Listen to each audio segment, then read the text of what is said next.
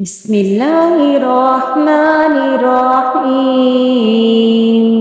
عبس وتولى أن جاءه الأعمى وما يدريك لعله يزكى أو يذكر فتنفعه الذكرى أما من استغنى فأنت له تصدى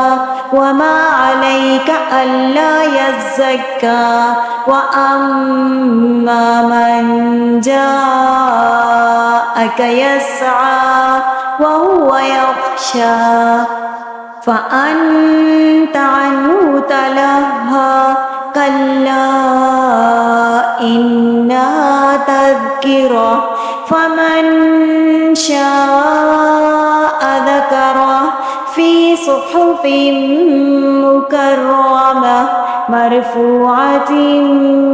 مطهرة بأيدي سفرة كرام بررة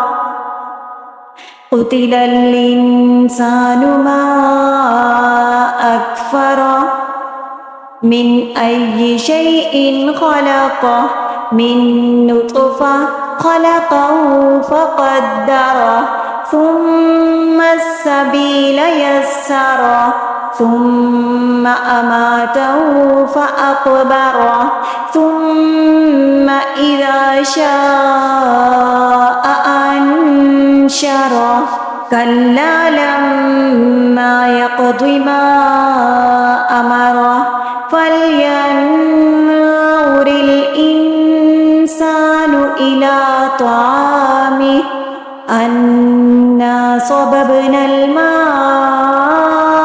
صبا ثم شققنا الأرض شقا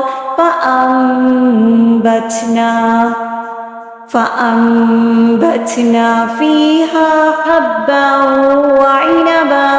وقضبا وزيتونا ونخلا وحدائق غلبا وفاكهة وأبا متاعا لكم ولأنعامكم فإذا جاءت الصاخة يوم يفر المرء من أخيه وأمه وأبيه وصاحبته وبنيه لكل امرئ منهم يومئذ شأن يغنيه وجوه يومئذ مسفرة ضاحكة مستبشرة ووجوه